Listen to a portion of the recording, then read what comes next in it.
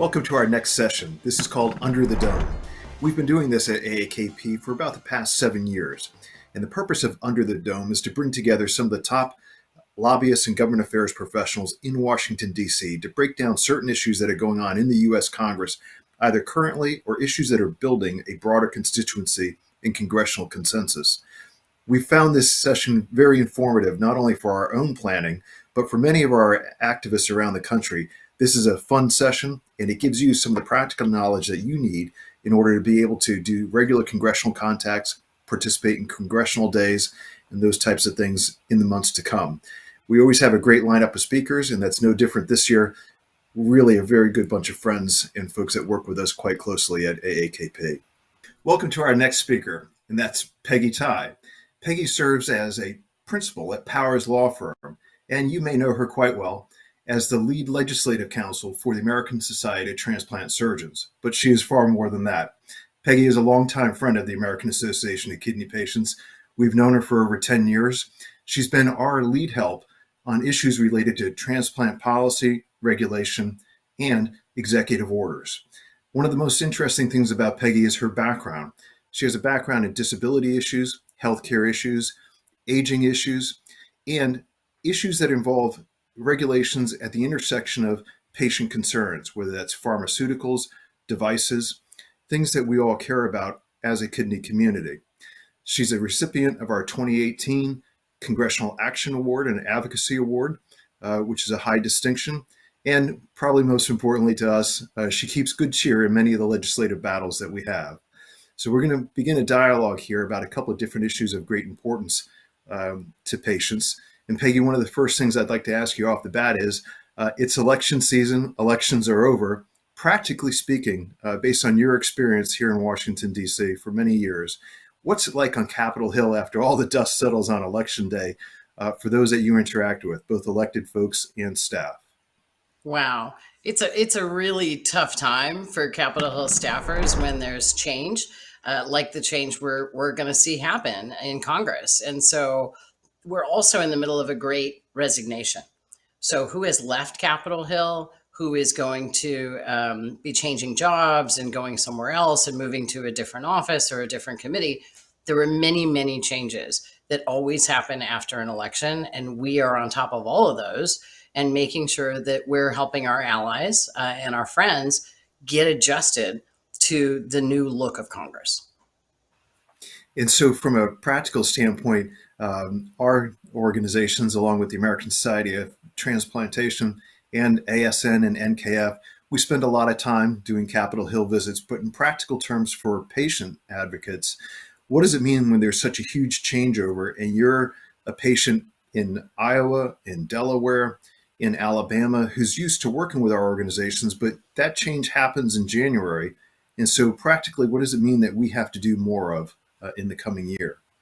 More and more frequent meetings because staff changes so often. So you have to be up there and building relationships and then not completely disappointed when you have to build a new relationship and talk to another person, or when there's a staffing change on a committee, or when there's members of Congress who change committees and move to a different committee. It's all very important to keep track of the people who support you, advocate for you, and watch them in their career paths. So even though somebody might have left Capitol Hill, maybe they're in a position to continue to be helpful to the transplant community.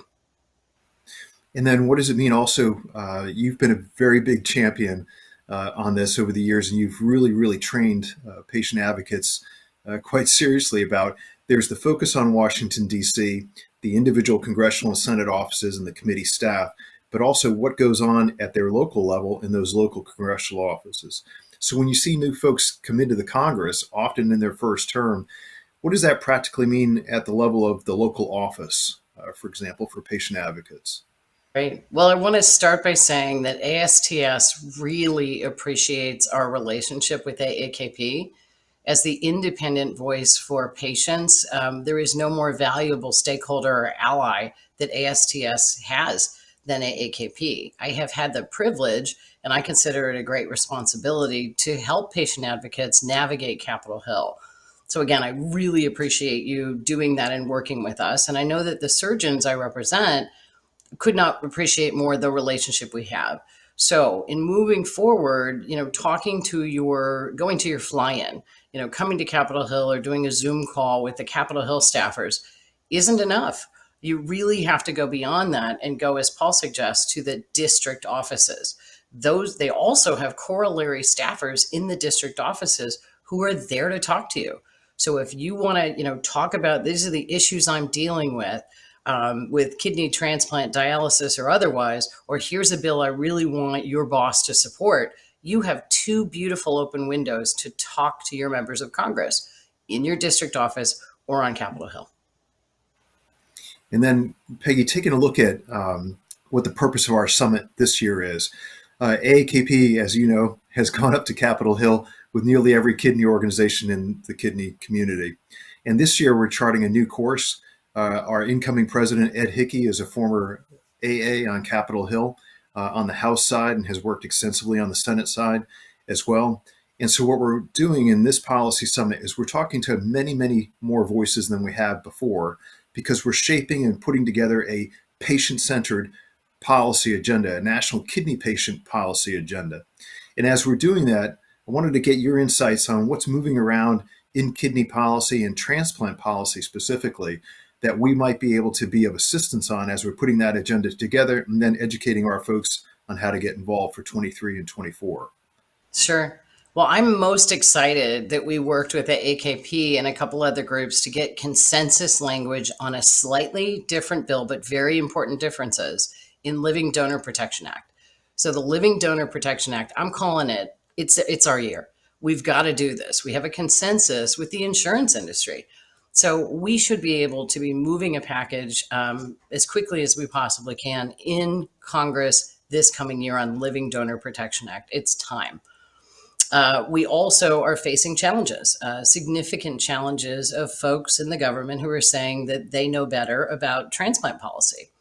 And they want to make changes that generally we're in agreement with the kind of changes they want to make the system more inclusive and make it more diverse, make sure there are more transplants available, that more people get transplanted. All those are great ideas.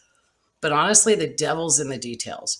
We have to be very careful not to throw the baby out with the bathwater, as they say, and upend all the processes and the requirements and rules that are out there unnecessarily, because the implications for patients are so very important.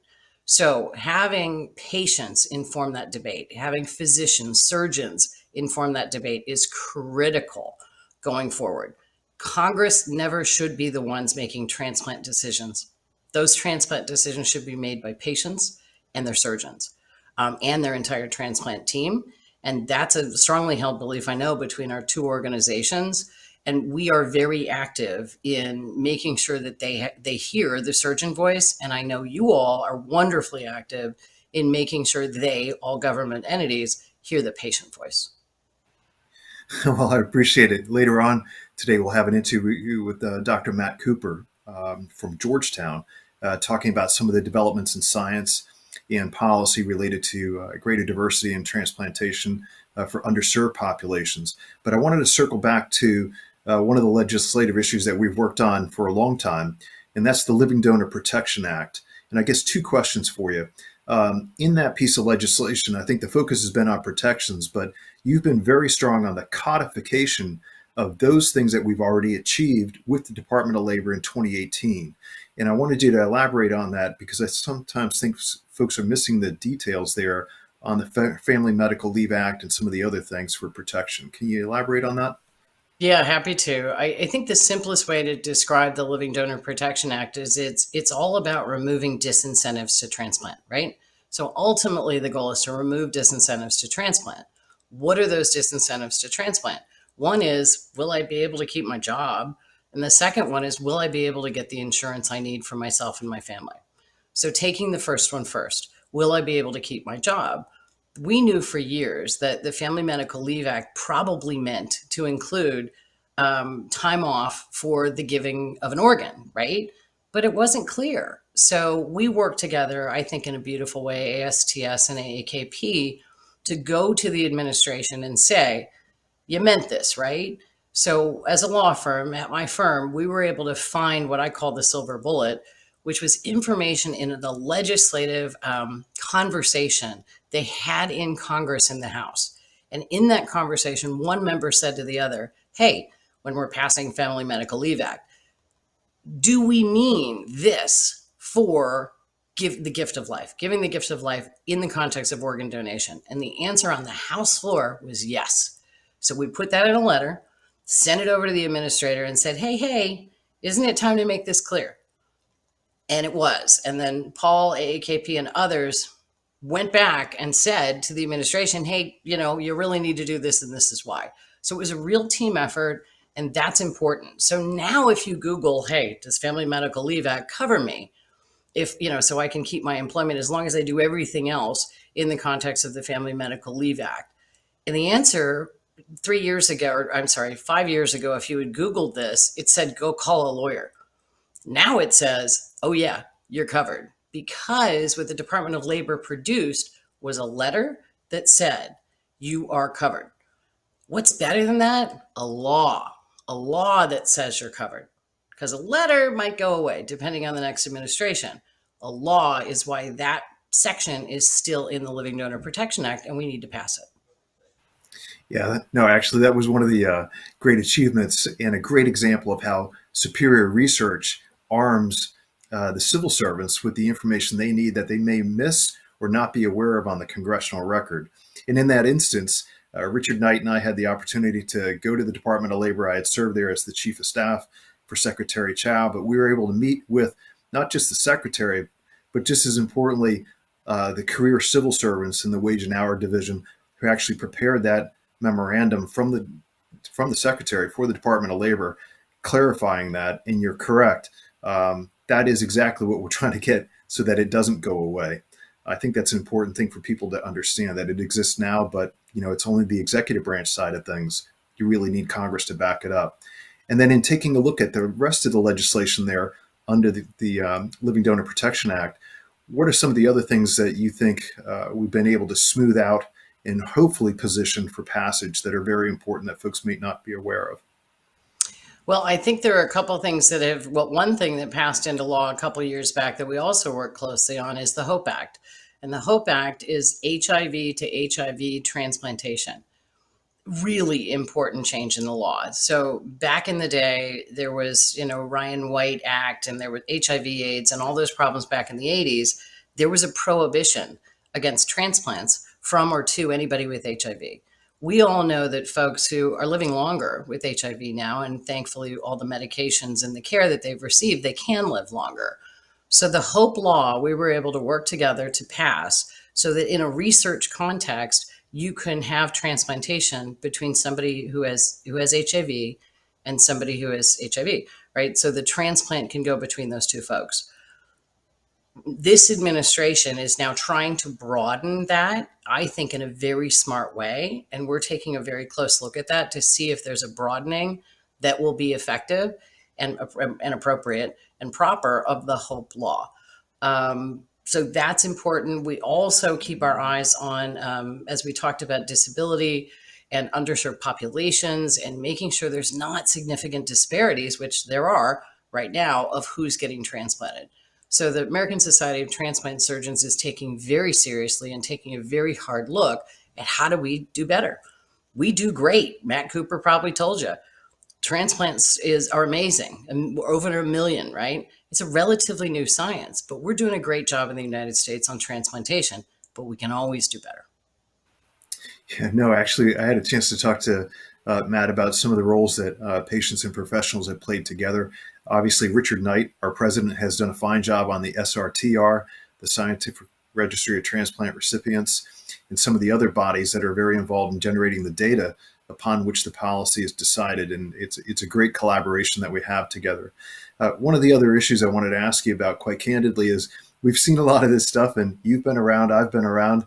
Many of us at AAKP have seen the highs and lows of what accusations and charges on social media and in the media do to a profession and do to institutions, in particular, the American transplant system. And there's been a lot of this over the past 12 or 18 months where you have folks who are not experts who might be looking for 15 minutes of fame or 15 minutes to defame and to confuse patients about the integrity of the transplant system itself and some of the institutions that are involved. And I wanted to ask you on that issue for ASTS and for the transplant community, what are some of the things that you're concerned about that are being talked about on the Hill?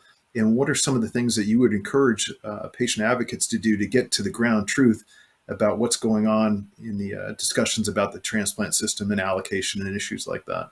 Right. I love that you said getting to the truth. So, where I feel like we are with this debate, and it's not really a debate, it's a shoot first and ask questions later kind of conversation that we're having. And that's unfortunate.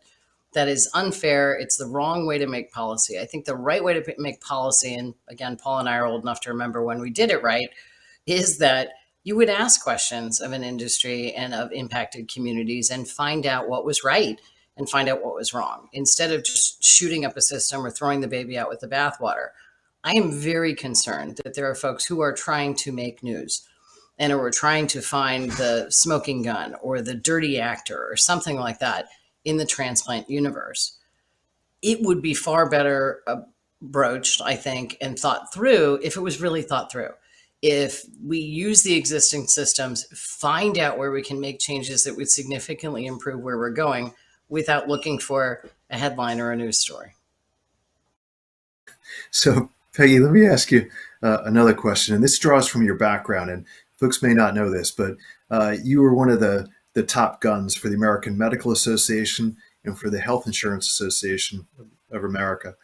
And for folks that are watching, there are a lot of things that are said about lobbyists in different ways that are not positive. But if you've been around for a long time, you understand that oftentimes a very objective and balanced view of industry or a particular industry is highly valued on Capitol Hill because it's an amount of expertise that staff may not be exposed to. And Peggy has a superb reputation in Washington, D.C. and in state capitals for understanding different industries, the American Medical Association, the health insurance industry, and the transplant industry. And Peggy, based on that background, I wanted to ask you, as patients are getting ready to be active, not just for 2023, but also for 2024, you've encouraged our listeners to be involved in congressional visits. But what other things can make them effective advocates based on what you've seen and how you work with patients and have over many decades? Yeah, you're a far more effective advocate when you know your opposition. There is no question in my mind.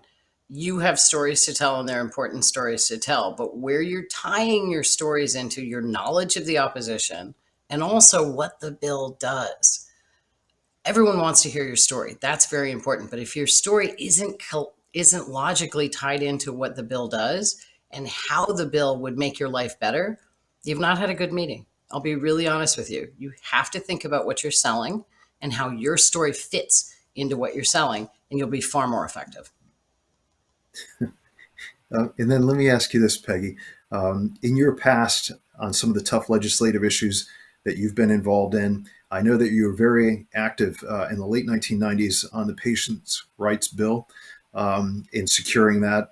And I think one of the things that sometimes people get confused about is when there's a change in power in Washington and what looks like political gridlock, everyone assumes that nothing's going to happen. But you've been directly involved in many different issues over the years where, despite very strong differences in the White House and in the Congress and the House and the Senate, you have actually been party to some of these things that have passed in tough times with bipartisan consensus. And so looking into the crystal ball for 2023 and 2024, even though this week and next week there'll be a lot of news about a change in Congress, give our listeners a sense of what's your sense of optimism about the ability to still pull off consensus legislation based on issues like transplant and kidney health in the coming year or two? Here's what I know for sure. We're in a divided country and we're in a divided Congress. That can bring its opportunities and it can bring its challenges. So with just a mere number of seats difference in the House and the Senate, that begs for people to work together to reach consensus. The American public has seen divided government for many years now, right? What they see that they don't like about it is when there's a stall and Congress can't get anything done. What they like about it is when compromise has to be made because you're forced into that compromise because the margins are so tight. I see that as an opportunity. I think that is a cool way to be able to influence policymakers with the right answers instead of just having some supermajority make a decision for you. You're forced to compromise, meaning that you better come up with the right policy and good policy going forward. And then one last question for you, Peggy. And I appreciate your time so much, and our listeners do as well. Look, apart from issues of legislation and regulation and implementation and management and all these other things that we've had a chance to talk about, you've walked the halls of Congress with many patients with many types of different disabilities, whether it's kidney disease or HIV or severe physical disabilities. Tell me this, as a professional, what's the impact that a patient has when you see them and when you listen and watch them tell their story to an elected official? How do you feel after you've been in meetings with folks like us, and when we walk away and go home? What's your sense of the impact that we've been able to make, not just on you, but also on elected people? Well, I'm fed. It feeds me. It's wonderful to know that there are real people I'm advocating for. And I think the Hill staffers feel the same way. When you deliver a concise, tightly tailored message that is directly connected to the bill you want that member of Congress to sponsor or blow up, then you're being an effective advocate in a way that somebody who doesn't have those conditions or disabilities can ever be. It's invaluable. Thanks, Peggy.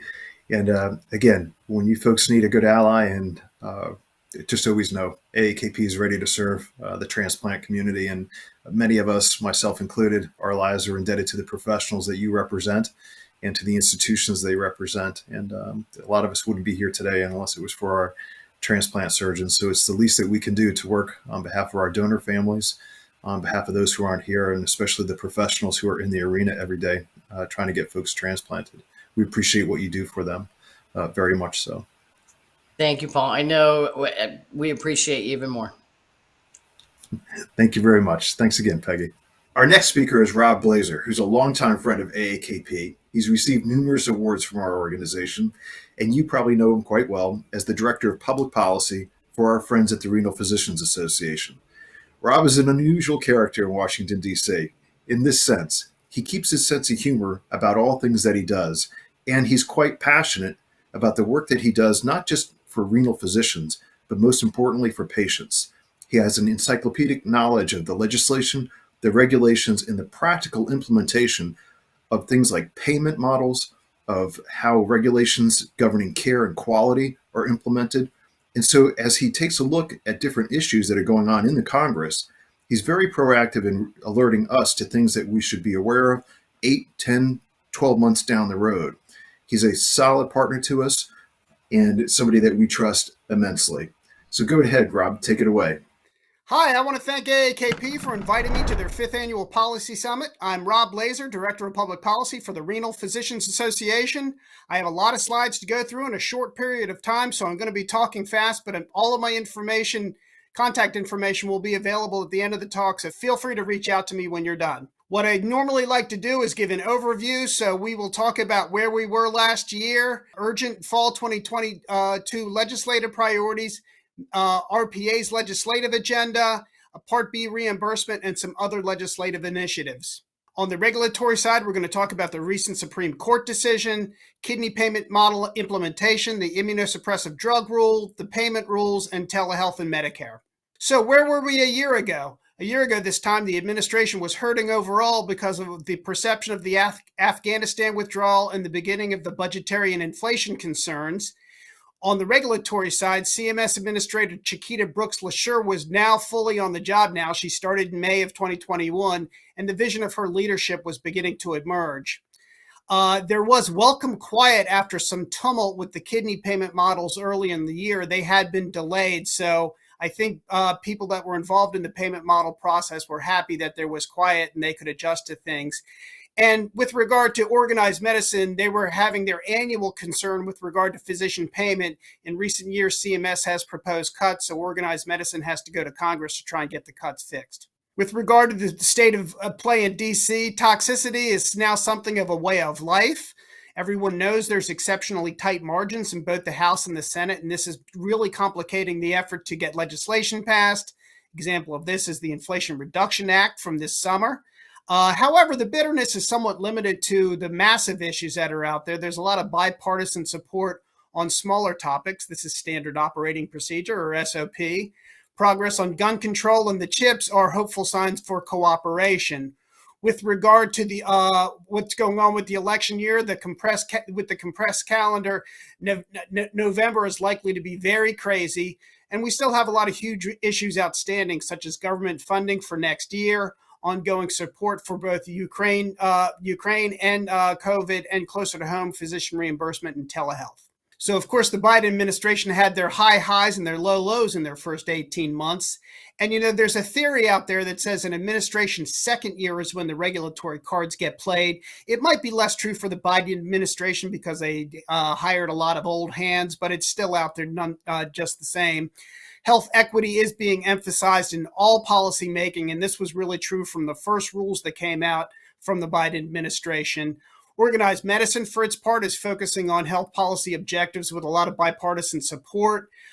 They want to do a massive rework of the Medicare fee schedule to address the ongoing budget neutrality issues that are causing the yearly problems, but this is a big lift, and I'll discuss that a little bit more later. And last year, the director of the Innovation Center, or CMMI, Liz Fowler, said that CMS was exploring more mandatory models like the mandatory kidney payment model. Indicates the voluntary models aren't a very, very true measure of what they want to find out about how payment models works. This doesn't seem to affect anything that's going to be in kidney disease, but it's out there just the same. So the two urgent policy issues for RPA and for a lot of organized medicine and kidney medicine this fall are HR 8800, the Support Medicare Providers Act of 2022. And this is the bill that's been out there annually now to make up for the shortfall in the Medicare fee schedule. There's always about a 3 or 4 or 5% cut in the last few years, and Congress has always fixed it, but they have to step in and do it. And that's why there's a desire to do something that's more long-term. And that is addressed in the sense of the Congress provision that's a part of the bill. Closer to kidney home, the Restore Protections for Dialysis Patient Act would undo the impact of the Supreme Court decision affecting insurance for dialysis patients. It would strengthen the Medicare secondary payer language to make sure ESRD services are covered. And, on the positive side, this would be a massive cost saving, so Congress could spend that money on some other year-end priority. But the insurance and the Chamber of Commerce community are advocating strenuously against the bill. So it's a tough advocacy fight, and I'll give more details on that in a little bit. So these are the broad issues that RPA has on its legislative agenda this year: living organ donation, telehealth, the community kidney bill, and promotion of staff-assisted home dialysis. So on living organ donation, you can see the name and the bill number there. It was introduced in February of 2021. This is essentially the same bill that's out there, been out there for a while, really addresses insurance issues with regard to living organ donation. There's great news in that this bill is really progressing, and there's cautious optimism that this might happen this year more than has ever been.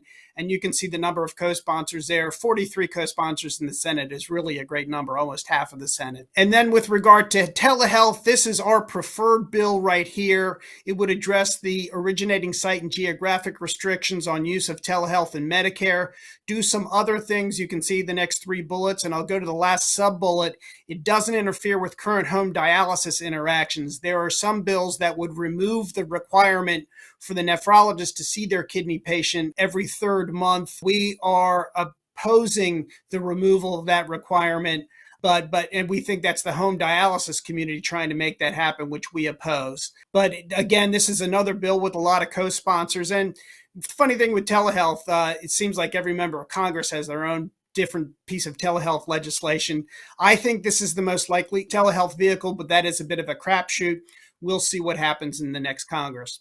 With regard to the community CKD bill, what it would do would increase access to the Medicare kidney disease education benefit and expand the Medicare annual wellness benefit along with the other sub-bullets that you see there. The thing with this bill, it's never really expected to get passed by itself. It more serves as a platform for desirable provisions to make it into bigger bills, and we would think the KDE provision and the provisions are the ones that would probably make it into another year-end bill.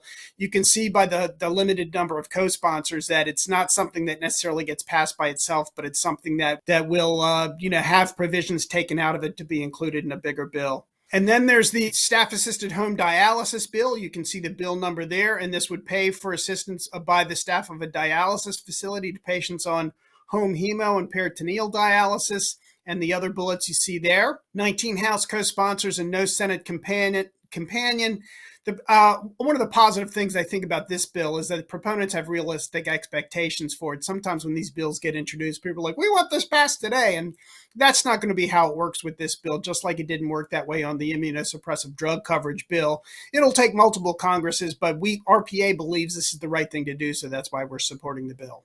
Other legislative issues that are out there right now, the FY 2022 funding addressed a number of issues that we care about. KidneyX got $5 million and was flat funded. The NIDDK, the NIH Kidney Institute, got $2.2 billion, a 3.37% increase, and this was on par with all of the other institutes at NIH. CDC got $3.5 million for kidney disease surveillance and awareness, and living donor assistance. The commission for that received $7 million. There are prior authorization bills out there that would put guardrails around insurance companies' use of prior authorization. It passed the House in September and has 45 Senate co-sponsors. So big numbers. I think most everybody thinks in whatever year-end bill happens, the prior authorization provisions will be included. And then there's something else out there called the Kidney Health Connect Act that would designate dialysis facilities as originating sites for telehealth with 2 and 7 co-sponsors respectively. I think the idea is that these issues will be addressed in the other telehealth bill. So it's kind of a moot point if that happens, but this bill is out there related to kidney health. Okay, with regard to Part B reimbursement, organized medicine is obviously going to be working hard on Medicare payment reform. For the macro bill, reforms were always supposed to be necessary, and when it was passed, the idea was that it was underfunded. But if you listen to the AMA talk, they believe there's cuts on autopilot that need to be eliminated, and these include reductions related to sequestration, what's called PAYGO, plus the conversion factor piece that I talked about earlier. What would we want to see in an improved Medicare payment system? Annual payment updates to cover practice costs and inflation, mostly inflation, viable future for alternate payment models that accounts for physician and patient satisfaction, and some sort of streamlined reporting. This will be a long fight. This isn't going to get resolved by the end of this year. It'll be a long time, but medicine's doing what it can to make things happen on this. With regard to the Supreme Court decision, Marietta versus DeVita, it would allow outpatient dialysis reimbursement to happen at out-of-network rates, and it rejected the proxy argument that ESRD equals outpatient dialysis. I think this was something of a surprising decision. Everyone who listened to the oral arguments thought they were in DeVita's favor. Corrective legislation was introduced in the summer, as noted previously. And again, as noted previously, this would probably be a whopper of a cost saver. Some people think it would be in excess of $1 billion, and this significantly increases the chances of enactment because, of course, Congress wants to spend that money on something else in a budget-neutral system. But again, as previously noted, the insurer and Chamber of Commerce communities are actively opposing the bill, so we'll have to see what happens with that. So with regard to the kidney payment models, the ETC model, the ESRD treatment choices model, is currently in performance year 2, and the first PPA performance penalty adjustment true-up happened in July, so nephrologists and nephrology practices and dialysis facilities were finding out how they did. So where CMS is housing changes these days to the ETC is in the PPS, the ESRD prospective payment system that determines dialysis facility payment, and that's where they're putting these changes now. And in the 2023 rule, it did include minor ETC refinements. The voluntary models, of course, as noted, are underway after the March 2021 delay. The request for application for the second cohort was released in February, and applications were due in March. I can tell you, I talk to CMMI staff pretty regularly with regard to the payment models, and they're pretty happy with the response that they got from the RFA and generally how things are going broadly. So there's no other really big news coming out of CMS at the moment. So with regard to the immunosuppressive drug coverage rule, it was released in late April, and the final rule came out a couple of days ago. It was effective it will be effective January 1st. It allows verbal attestation of no other immunosuppressive drug coverage. Enrollment is to be based on attestation and prior participation in the ESRD program. RPA was pretty happy about this. We thought that it was about as painless a process as CMS could have created, so we supported them on that. And it's interesting. They talked in the rulemaking process about trying to make it as easy to use as possible, was based on the Biden administration executive order on improving the federal customer experience. God bless them. As noted, our comments were broadly supportive. We did address some concerns that were out there for pediatric patients that we supported the American Society of Pediatric Nephrology on. So with regard to the Medicare fee schedule proposed rule, after last year's congressional action, the conversion factor was set at $34.60. CMS is proposing the cut that you see there, and that would be at 4.42, and that's where Congress got the number in the legislation where they're trying to fix this, and we have every expectation they will for the end of the year. So we'll see what happens with that.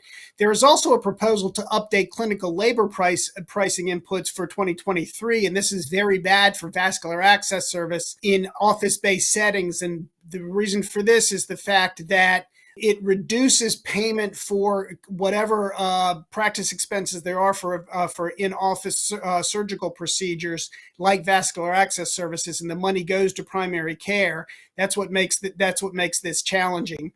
CMS did implement this via a 4-year transition, about a 5% cut for these services for 2022, 20% over 4 years. Advocacy in this space continues. The problem with this is that it's kind of confusing with the conversion factor advocacy that's going on as well, so it's kind of hard to deal with. There's another proposal that would revise policy on split shared visits, but it was delayed until 2024, which we were hoping for. But CMS did say in the fee schedule rule they think this is an appropriate change, and it's based on what they call the definition of the substantive portion to base it solely on time, which we have rejected. We think that it diminishes the importance of physician decision-making, and all of organized medicine is fighting this very, very intensely.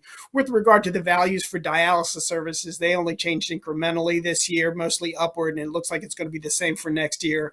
Nephrology goes up 1% for 2023. With regard to the ESRD prospective payment system proposed rule, it was set at $264.90, which was a 2.4% increase over this year. With regard to the mandatory payment model, the ETC, it did include a PPA modification to exclude bonuses in the 30th percentile for participants with a 0 score. Essentially, what this was saying is you shouldn't get credit if you have a 0 score in your PPA adjustment, which that's pretty hard to argue against. There was a proposal to prohibit leasing of staff from ESRD facilities for the purposes of providing kidney disease education services. The thought that this could avoid potential steering of those staff of patients to their facility. And at press time, the PPS, along with the fee schedule and the HOPS ASC rules, we're still waiting on everything. With regard to vascular access reimbursement, there was a small increase finalized for 2022. So dialysis circuit code services are projected to get about a 3% increase. There was something called a complexity adjustment that would pay for combinations of add-on codes, and add-on codes previously were never paid for in the ASC rule. So that's very positive for those codes, but otherwise it's been business as usual. With regard to telehealth and Medicare, all of the changes that happened in the spring of 2020 are still in place. But for how long is this going to be? The omnibus package from March of this year included a 5-month telehealth extension from the end of the public health emergency. But the question is, when does that clock start ticking? It could start as early as January 15th. Chances are it will be later. A lot of people think that this is going to go on well into 2023, and there's been advocacy, as I noted in a couple bullets down, that is seeking this to go until the end of 2023. It's become something of a political football because Republicans would like to end the public health emergency because there's a lot of safety net provisions that are included in that they don't think should continue to be funded outside of normal processes. Of course, Democrats think those things should be funded, so they're going to let that go if they can. And then with regard to the sub-public health emergency telehealth issues, there are issues like the status of audio-only services, the fact that you can get paid for phone calls in Medicare, which didn't happen before, interstate reciprocity, can you use telehealth across state lines, scope of practice and consistency of telehealth policy among insurers. Just to give a little outlook here, Congress is closed for the midterm elections, and D.C.'s a ghost town. The Schumer and Manchin pact on the Inflation Reduction Act was pretty stunning, and that kind of chilled bipartisanship in the Senate afterwards for a while. As usual, December will be very active, but affected by the election results. And if and when the Democrats lose any control in November, they will be racing the clock to achieve things before 2023. And the big issues on the health side will be Part B reimbursement, prior authorization, telehealth, and hopefully some of our kidney issues will get a ride on that bus. On the regulatory side, the rulemaking this year will be the first big indicator of what the Biden administration is doing. There will be a focus on health equity, as noted, and the unwinding, that's the word they're using for it, the unwinding of the public health emergency and impact on future telehealth is weighing heavily on everyone in DC's policy circles right now. As in recent years, we don't think the big fee schedule cuts are going to occur for physicians, but relief won't come from the regulatory process as per current law. Other issues that are out there that are bothersome, the clinical labor cuts and split shared service policy will be a heavy lift to change, but there are a lot of groups that agree with RPA and organized medicine on this. So we think we might have some positive changes. And there's no reason to expect substantive change on the kidney payment models or what's going on with the dialysis facility payment, although when you least expect it, something might happen. Okay, so there's my contact information. Please, I know I went fast here, so please contact me at the information that's here now, and I'll be happy to answer any questions, and you can follow me and RPA on Twitter. I tend to tweet in real time on RPA policy issues, or I should say kidney policy issues when they happen in real time. So if you're interested in that, give me a follow. And it's been a tremendous pleasure making this presentation for you. Many, many thanks to AAKP for the opportunity to speak to you. Good luck with all your advocacy and have a great holiday season. Thank you very much, Rob. We appreciate what you do for patients and for our allies at the Renal Physicians Association. Our next speaker is Kelly Delmore. And Kelly is a principal at Hooper, Lundy, and Bookman, a major law firm here in Washington, D.C. that focuses on specialty issues like hospitals, insurance companies, and issues like cancer and kidney disease. She's a principal at the firm. She was named in 2021 as one of the top lobbyists in Washington, D.C., and she's particularly known to us as the lead person for the nonprofit Kidney Care Alliance, which covers organizations that you know well, like DCI. So Kelly's going to break down an issue for us that we've been working on together for the past several years, which is dental care in regard to kidney patients and benefits that could be extended to them. Any patient who's ever been on dialysis or has been put on a waiting list for transplant knows that you must maintain your dental health. And dental health has other implications for patients, including heart issues. So Kelly's going to go ahead and walk through this issue. This is an issue that we feel quite strongly about at AAKP, that we will be able to bring forward in 2023 and 2024 to get a better consensus in the Congress for it and hopefully extend additional benefits so that we have greater care for patients who are on dialysis, who are CKD, or those who are waiting for transplant. So Kelly, go right ahead. Thank you very much. Good morning. I'm Kelly Delmore, and I'm honored to be speaking today at AAKP's 5th Annual Policy Summit about the importance of dental coverage as it relates to overall health, but especially in patients with kidney disease. I've attended the past summits both in person and virtually on behalf of nonprofit Kidney Care Alliance, and I've always learned a lot from the presenters and attendees at this conference. It was at this meeting in 2019 when I brought up a question to AAKP members about the importance of dental care, which allowed me to start an advocacy campaign to educate policymakers on why dental is important to kidney patients. In this session, I'm going to cover the importance of dental care, legislative options we had this Congress, regulatory actions and avenues, and lastly, the challenges of moving dental coverage bills forward. Dental benefits are not generally covered by Medicare, except under limited circumstances, and as you can see on the slide, almost half of all Medicare beneficiaries do not have dental coverage.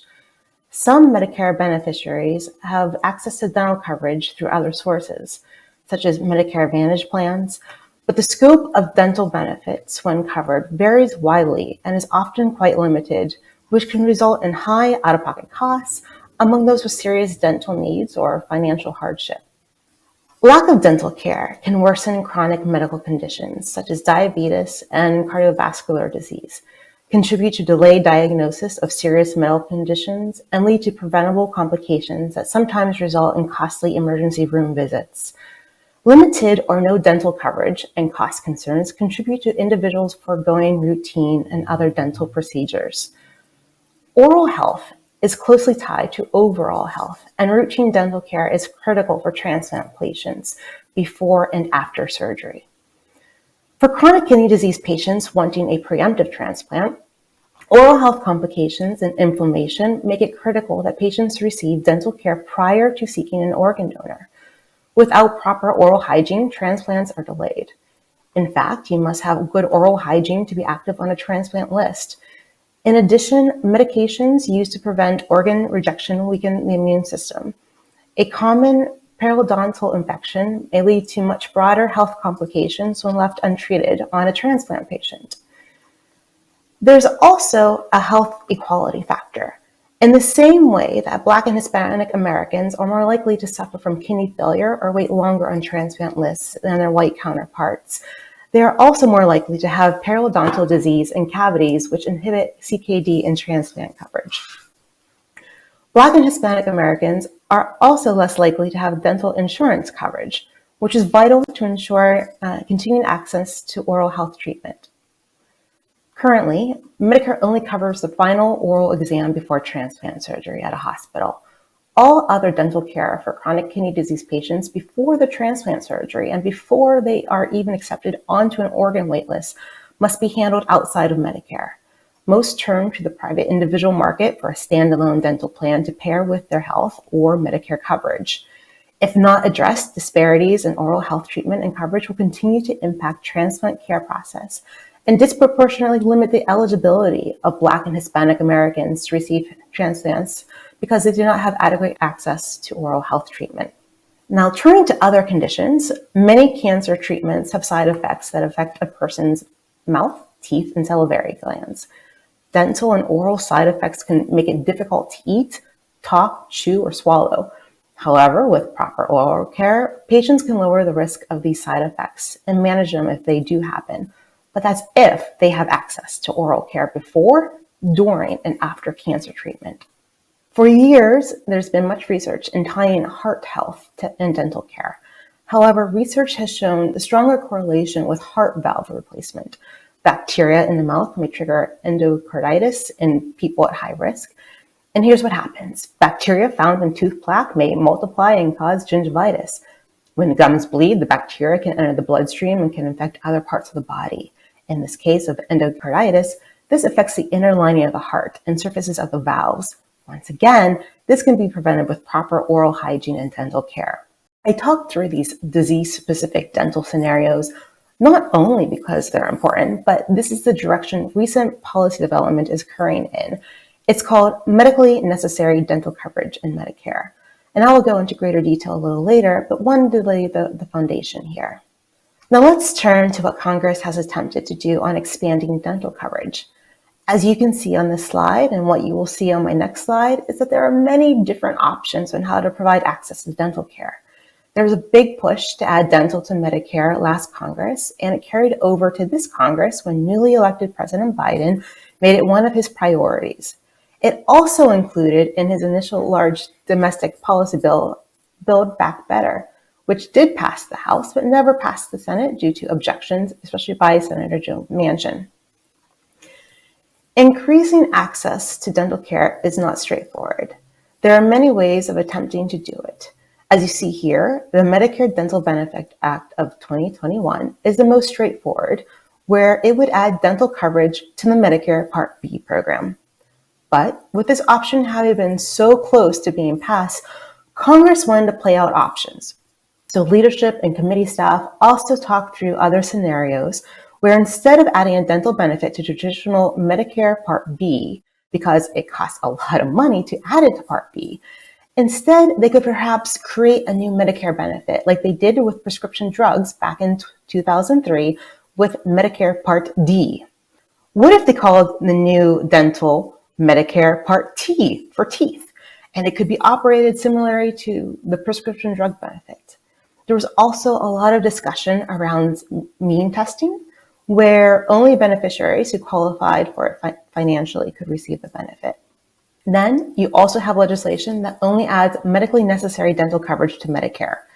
You also have legislation that not only adds dental, but also vision and hearing coverage to traditional Medicare as well.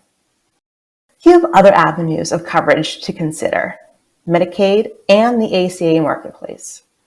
On this slide, the first bill listed adds dental, vision, and hearing to both Medicare and Medicaid.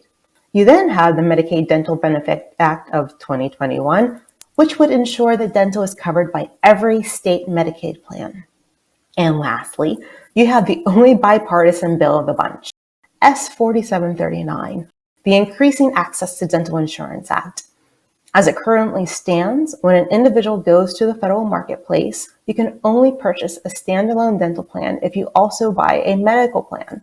This bill would allow individuals, whether on Medicare or a private covered medical coverage plan, to purchase a standalone dental plan on a federal exchange.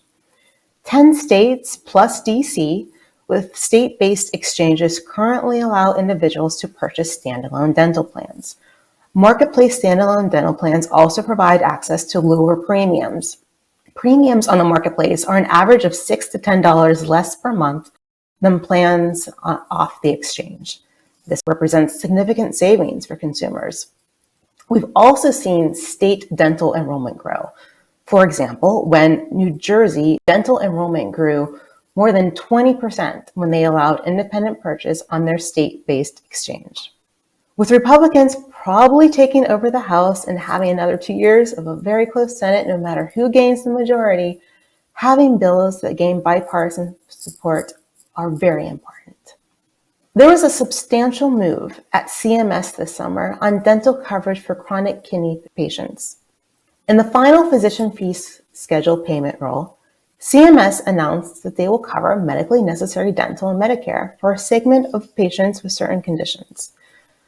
Chronic kidney patients on Medicare seeking a transplant are one of them. Starting in 2023, Medicare will cover dental services such as dental examinations, including necessary treatment performed as part of the comprehensive workup prior to organ transplant surgery or prior to cardiac valve replacement or valvuloplasty procedures. In 2024, CMS will finalize Medicare payment for dental services as part of a comprehensive workup prior to the treatment for head and neck cancers. Now, even though CMS talked about it in the proposed rule, they will not finalize payment policy for dental services prior to the initiation of immunosuppressant therapy, joint replacement surgeries, or other surgical procedures. They stated that they need additional time to consider the link between dental services and those covered medical services. Next, we have Medicare Advantage plans. MA plans may provide supplemental benefits that are not covered under traditional Medicare, such as dental, vision, hearing, fitness. In 2021, 94% of MA enrollees in individual plans had access to some dental coverage. 86% of those Medicare enrollees had access to a private plan with more extensive coverage, while 14% had access to preventative coverage only. Preventative dental coverage under MA plans generally includes oral exams, cleanings, x-rays, and sometimes fluoride treatments. More extensive benefits cover a range of services, including fillings, root canals, dentures, dental implants, and oral surgery. Just recently, the Medicare Payment Advisory Commission, known as MedPAC, met to discuss how to standardize a set of 3 or 4 benefits, potentially hearing, vision, and dental services in the MA program. In order to provide a future recommendation to Congress, after MedPAC staff found that people have a more challenging time comparing plans when they have a variety of options. Several commissioners said the current system of parsing through benefit offerings to select a dental plan is extremely complex to navigate for Medicare beneficiaries and even for experts. Beneficiaries deserve increased transparency. So with MedPAC now interested, I predict that we'll see legislation next Congress addressing dental in MA plans. We also have the ACA marketplace issue, which I talked about earlier under legislation. Many policy experts believe the CIO has the authority to make this change on their own without Congress passing legislation. But so far, the administration, both under Trump and Biden, have just given excuses and mixed messages back to stakeholders, including AAKP, who signed onto a pass letter with other kidney and transplant advocates. Lastly, both HHS Secretary Javier Becerra and CMS Administrator Chiquita Brooks-LaShore have placed healthcare equality as a top priority. When you look at Medicare beneficiaries by race and gender, a large share of Black and Hispanic women, 64% and 59% respectively, went without a dentist visit in the past year, and then white women, who were at 40%. The same pattern exists among men. 74% of Black and 64% of Hispanic men went without seeing a dentist in the past year, compared to 44% of white men. Health status was also correlated with dental care. Nearly 63% of all beneficiaries in fair or poor self-assessed health had a dental visit in the past year, as compared to 41% of beneficiaries in excellent, very good, or good health. So as you can see, this is very much in line with what the administration wishes to address with inequality. In conclusion, I talked about many possible ways to increase access to dental care. And I believe people can agree that having access to dental care is better for your overall health. So what's the holdup? First, cost. As most of us know, in DC, the number one issue is usually always around the dollar figure. The Congressional Budget Office scored adding dental to Medicare Part B at $238 billion over 10 years. Second challenge, understanding the importance. I had meetings with administration officials about allowing individuals to purchase standalone dental plans on a federal marketplace, and they said in their own terms that it wasn't that important and it's not a life and death benefit. That phrase angered me 4 years ago, as I knew I worked with a lot of great kidney policy advocates who had seen individuals not qualify for a transplant due to their poor oral health. Third challenge, being grouped with vision and hearing. For a long time, dental has been coupled with vision and hearing benefits as an orphan child of health coverage, and it's hard for many to unwrap. Even as you look at bills in Congress, there are so many that group the three together. Fourth challenge, competing priorities. As kidney advocates, we have a lot of good policies to fight for each year in the Capitol, and it's hard to prioritize them. Sometimes dental is forgotten in that bigger picture, and we all need to do a better job in making sure we are banging the drum and educating policy makers. Fifth challenge, those policy makers. For example, I had a Hill meeting about kidney disease and dental coverage with a senior staffer recently, and they had everything wrong about Medicare's coverage of dental leading up to her transplantation. She assumed everything was already covered. Education is key and is an advocacy power we all have. Lastly, the challenge of patient compliance. As this cartoon shows, we are fighting for access to something most individuals do not enjoy and sometimes outright fear. So even if we expand dental coverage, we still may have an issue with patient adherence, but that's a good problem to have compared to where we are now. Once again, thank you so much for having me here today, and I'm hopeful that we will one day all have access to affordable and comprehensive dental care. I'd like to thank Peggy, Rob, and Kelly for participating in this year's Under the Dome, and we hope that you've appreciated this as well. So throughout our session here during the entire day, you're being equipped with the knowledge you need on issues that are current or emerging so that you can be effective as a patient advocate and as a partner with AAKP. We hope you liked it, and we'll see you again next year for Under the Dome. Thank you.